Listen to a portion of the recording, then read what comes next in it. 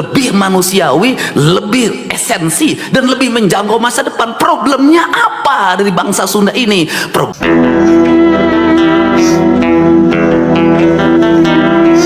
Saya rasa Prabowo, para menteri terkejut melihat pidato Kang Deddy Mulyadi ini. Kang Deddy Mulyadi mengguncang para menteri. Ya, bukan cuma itu aja teman-teman. Masyarakat bicara tentang Kang Deddy. Kang Deddy adalah gubernur yang mana merangkul semua lapisan masyarakat, semua umat. Luar biasa teman-teman. Coba kita simak dulu ya videonya. Saya salut dengan apa yang dilakukan Bapak.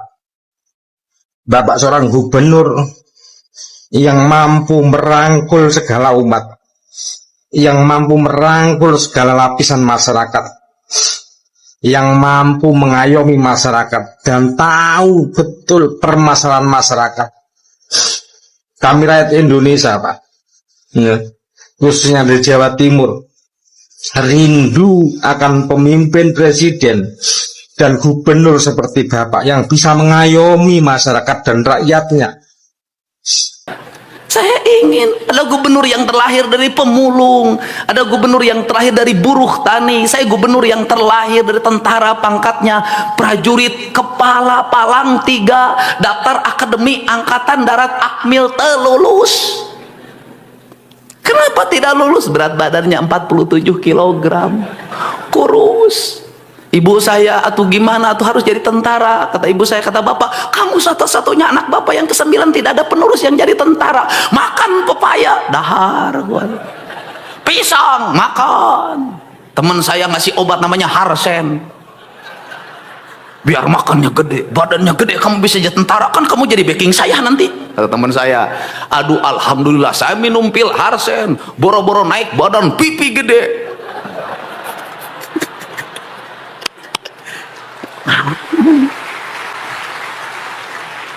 Daftar secaba telulus. Akhirnya saya pindah ikut kakak saya, tinggal di rumah kontrakan, rumahnya mau roboh, tiap hari saya hanya makan nasi dan garam. Setelah itu apakah saya berhenti? Tidak. Saya bilang ke kakak saya, mau kuliah di sini aja, STH Purnawarman Purwakarta. Uangnya dari mana, Det? Ya udahlah, kuliah aja, nanti juga ada rezekinya. Saya ikut kuliah kelas karyawan, muridnya hanya 30, semua pegawai yang ngeskarolot. Kemudian saya nggak habis akal, saya dimodali oleh teman saya. Saya dimodali oleh teman saya namanya Galih, ingat saja, sekarang pegawai Pemda Purwakarta, jadi anak buah saya ketika jadi bupati. Saya dikasih uang waktu itu 1 juta. Kemudian saya buka kantin, jualan bala-bala. Di sekolah jualan gehu, lemper. Tiap hari begini, nungguin anak-anak Semea Purnawarman jajan. Habis itu saya punya kontrakan sendiri. Itu saya ingat betul, saya punya teman namanya Komaruzzaman, pegawai pengadilan agama Purwakarta. Mudah-mudahan Pak Komar masih sehat. Jarak dari rumah kontrakan saya ke sekolah itu 5 km. Saya ngakalin diri untuk gratis. Ketika pulang, berangkat saya jalan kaki, pulangnya apa? Saya lapar nih, tapi gimana uang saya biar gratis nih, biar awet? Saya ikut sama temenin Pak Komar jalan, Pak Komar juga. Nah, hanya untuk apa? Karena setiap pulang dengan Pak Komar, saya pasti diajak makan nasi goreng. Gratis. Jadi, buat anak-anakku, tidak ada alasan bahwa Anda miskin, Anda tertinggal. Tidak ada alasan. Apa yang terjadi di abad hari ini? Sudah miskin, kemudian memproklamirkan kemiskinannya. Lemah. Harusnya apa? Sembunyikan kemiskinannya. Anda kerja keras. Kenapa? Apa yang hilang dalam tradisi pendidikan kita hari ini? Pinter-pinter kalau otaknya, tapi lemah fisiknya, lemah mentalnya, kerja kerasnya lemah. Hidup dengan keluhan, berkeluh kesah di media sosial. Terus kalau Anda berkeluh kesah di media sosial, emang orang simpati pada Anda? Tidak. Kerja keras. Kita ngomong guru, apakah guru sekarang menderita? Menurut saya tidak lebih menderita dibanding guru zaman dulu. Ngomong kelas, wow, saya kelas 1 SD muridnya 60. Satu bangkunya 3. Penyakitnya apa? Kopok. Kita ngalamin lah anak tahun 70, Bu Dokter, kopok, Bu, kopok. Di kelas saya dari 60 murid, 10 yang kopok. Bayangin loh, guru zaman itu loh. Habis itu sekolahnya giliran, pagi, sore, siang, jam 1, udah dari sawah, ngangon doma, temandi heula, masuk ke kelas, kopok. Itu sekelas baunya luar biasa. Penyakitnya kedua lagi, ololeho. Murid zaman dulu, kesini. Ke sekolahnya, ada yang disenal, ada yang enggak, ada yang nyeker. Itu kakinya belah-belah. Ke sekolah suka dipariksa, hidung, untuk ngakalinnya pakai jalantah. Sudahlah, menderita Pak, menderita. Gurunya pakai kapur, guru di mejanya disimpan itu pangebung. Bodoh sih ya. Saya termasuk anak yang 20 orang dari 60 tidak naik kelas. Dedi Mulyadi tidak naik kelas. Bodoh aing teh. Tiap hari gini aja ditangtungin suruh baca. Kieu. Apakah guru zaman itu dilaporin polisi? Tidak. Di sekolah digampar, geplak. Pulang ke rumah, kunaon sia dicabok ku guru. Tadi maledog sekolah make batu, gaplok deui. Ponten ya, mohon maaf, kita memang hari ini sudah harus mengikuti ratifikasi perjanjian perlindungan anak. Tetapi anak waktu itu lahir anak kokoh. Hari ini anak lebih galak tibatan gurunya. Anak lebih galak tibatan bapaknya. Anak-anak hari ini tumbuh lemah. Dan mohon maaf banget, tahun 70-an anak-anak orang kaya tuh santai. 80-an anak orang miskin kerja keras. Saya ingat betul di desa saya, anak orang kaya nggak ada yang sukses, ya biasa aja standar. Tapi anak-anak yang biasa tuh sukses-sukses. Kenapa? Waktu itu beda. Hari ini terbalik. Anak-anak orang kaya disimpan di yayasan pendidikan, anak tentara, akademi angkatan darat, anaknya angkatan darat lagi besok karena disiapin. Anaknya politisi disiapin jadi anggota DPR lagi. Anak gubernur disiapin jadi gubernur lagi. Anak bupati disiapin, anaknya jadi bupati lagi. Anak kepala desa disiapin, anak Cairoh karunya. Motorna belum lunas, sudah dipurutulan, diganti knalpotnya, ikut kerombongan geng. Mohon maaf, bonceng perempuan, setelah itu hamil. Kan saya banyak nanganin. Kawin sebentar, setelah itu pisah lagi. Anak usia muda, sudah punya anak lagi, bapaknya miskin, sudah mikirin 3 anaknya dari perkawinan yang sebentar-sebentar. Saya nanganin Pak yang begitu. Bukan kata orang, saya sendiri, saya tahu keadaan mereka. Apa? Lemah Pak. Yang miskin akses politiknya makin lemah, akses ekonomi makin lemah. Anak-anaknya, ibunya di sawah hitam melegam, jadi kuli ngaramet, anaknya gaya-gayaan. Mohon maaf, ditambah lagi dapat bansos, makin lemah. Saya ingin nih sekolah rakyat dibangun Pak Prabowo, cita-citanya merubah itu loh. Saya ingin sekolah rakyat, sekolah Taruna Nusantara itu hadir dalam setiap ruang keras di seluruh Jawa Barat. Sekolah yang setara, melahirkan kelas menengah. Sehingga saya tidak ragu kalau di Unpad kemarin mengumumkan, 10 fakultas kedokteran, 10 orang sini, saya biayain oleh Provinsi Jawa Barat, sini. Kedokteran, asal orang tuanya tidak mampu, tapi anaknya punya kemampuan dan keinginan. Saya ingin, ITB berapa orang yang nanti teknik sipil, geologi, kemudian arsitektur. Saya bilang sini, saya ingin minimal dalam setiap tahun itu ada 10.000 anak Jawa Barat dari keluarga biasa-biasa tumbuh jadi kelas menengah baru sebenarnya. Dan saya tidak akan ragu dengan Pak Ketua DPRD untuk mengalokasikan biaya. Uangnya dari mana itu? Pemda Jawa Barat kok banyak banget duitnya sekarang? Apakah mujak sama Nyi Ratu Kidul? Saya itu orang rasional, akademik. Tanya teman-teman dekat saya nggak percaya klinik, nggak. Tapi saya memahami Nyi Ratu Kidul itu simbol dari laut, dan di mana manusia kalau ingin mengalami kemajuan maka harus memuliakan laut. Agar apa? Agar dia bisa mendapat keberkahan dari apa yang menjadi kandungan kekayaan laut itu. Tidak boleh dieksploitasi, tidak boleh dirusak.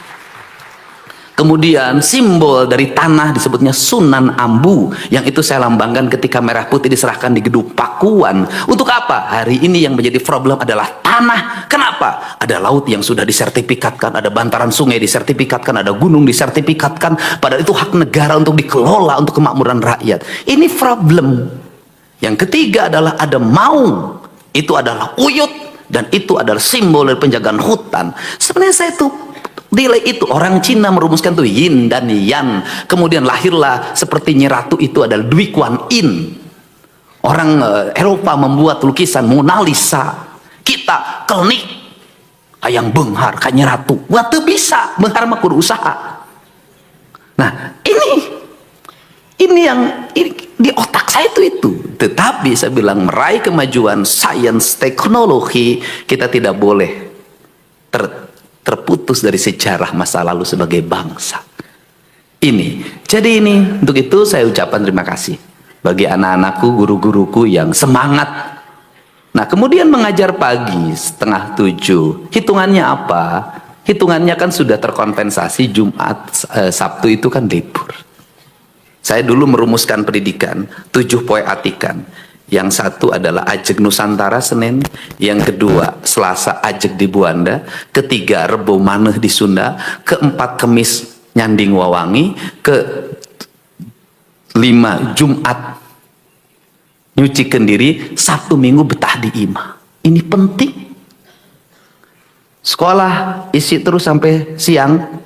Kemudian Sabtu Minggu berkumpul dengan keluarganya di rumah, betah di imah. Rumah itu harus menjadi tempat di mana kehidupan kita nyaman, damai. Saya ini orang yang pergi kemanapun, jarang nginep di hotel, selalu pulang ke rumah. Karena bagi saya, rumah adalah tempat saya untuk berbahagia bersama anak saya. Itu. Maka rumah yang nyaman. Rumah yang nyaman lahir dari rumah yang bersih.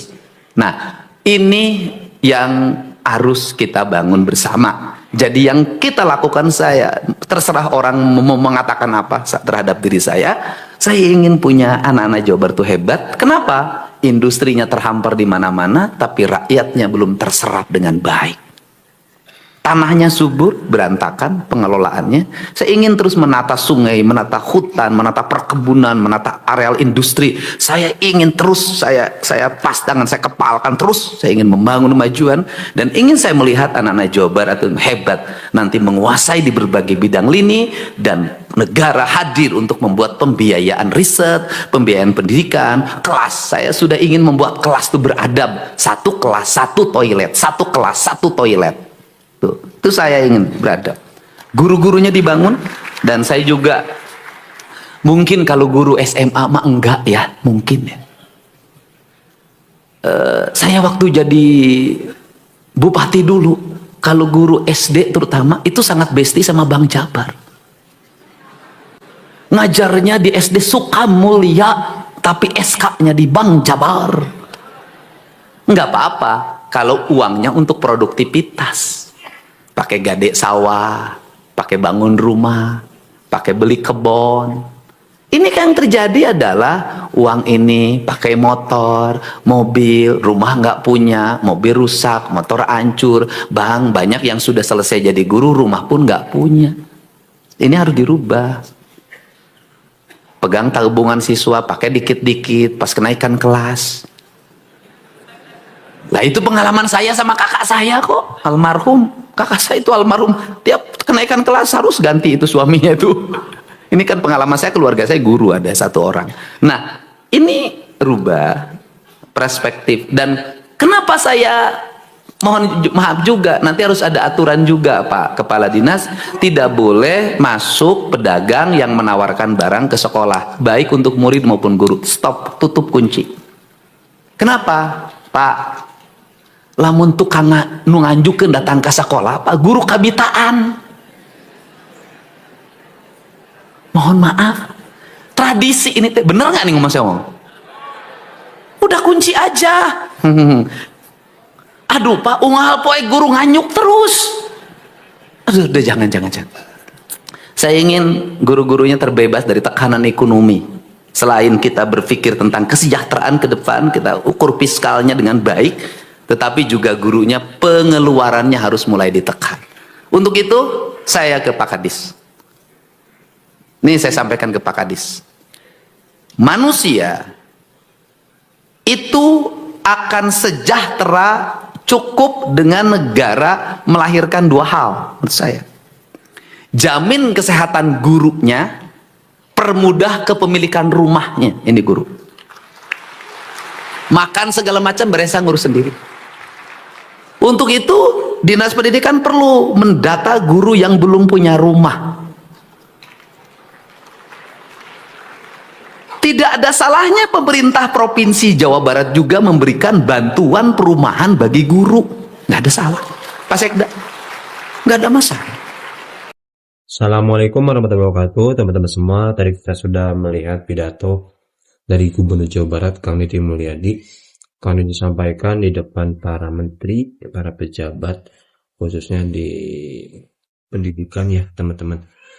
Dan banyak sekali yang harus dibenahi di Indonesia ini di pendidikannya ya teman-teman. Kang Deddy disampaikan bahwa kita kehilangan jati diri, ya jati diri. Kehilangan kebudayaan yang mana positif seperti menulis ya, dan kita lebih menganut ke barat teman-teman, yang harusnya kita ke timur ya filsafatnya, dan semua ilmu ya kita harusnya ke timur ya, karena sangat jauh berbeda teman-teman antara budaya timur dan budaya barat, seperti itu ya apa yang disampaikan oleh Kang Deddy. Dan tadi pun Kang Deddy dibicarakan oleh warga Jawa Timur teman-teman ya. Kang Deddy gubernur yang malah diidambakan gitu ya, diidolakan, ditunggu-tunggu oleh ya warga Jawa Timur dan yang lainnya ya, yang mana Kang Deddy gubernur yang merakyat, kemudian merangkul semua umat, ya merangkul semua lapisan masyarakat, gak pandang bulu, baik itu kaya atau miskin, agama, apapun itu ya teman-teman. Itulah Kang Deddy, luar biasa teman-teman. Semoga menjadi contoh yang untuk pemimpin yang lainnya. Oke, itu dia video kali ini. Terima kasih, semoga ada manfaatnya. Assalamualaikum warahmatullahi wabarakatuh.